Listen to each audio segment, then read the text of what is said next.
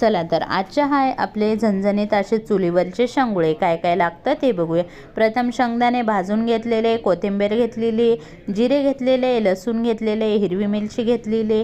आता हे मस्त मिक्सरमध्ये आपण बारीक वाटण करून घ्यायचे। थोडं थोडं पाणी टाकूनच दळायचे, असं दळलं जाणार नाही। आता अर्धं वाटण आपण फोडणीसाठी ठेवूया, अर्धं वाटण पीठ मळण्यासाठी घेऊया। इथं आपलं बारीक वाटून झालेलं आहे। आता 1 किलोला जमते मी कमी पीठ घेतलेलं आहे, त्याच्यात मीठ टाकायचं चवीनुसार आणि अर्धं वाटण याच्यात टाकायचं आणि अर्धं वाटण फोडणीसाठी बाजूला ठेवून द्यायचं। आता इथं थोडं थोडं पाणी टाकून मस्त असं पीठ मळून घ्यायचं आहे आपल्याला। इथे आता आपलं पीठ मळून झालेलं आहे मस्त, तुम्ही बघू शकता। तर इकडे फोडणीची तयारी करूया। मस्त चूल पेटलेली, तेल पण गरम झालेलं आहे।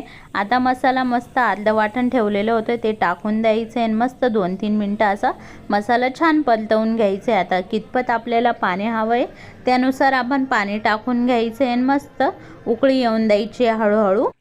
बाजूलाच आपण इथं शेंगुळे तयार करून घेणार आहेत। तर हे बघा आमच्या अर्धे निमी शेंगुळे होत आलेले आहेत। आमच्या अर्धे निमी शेंगुळे पण तयार झालेले, आता थोडेसेच राहिले। मस्त आम्ही चुलीवरचे केलेले।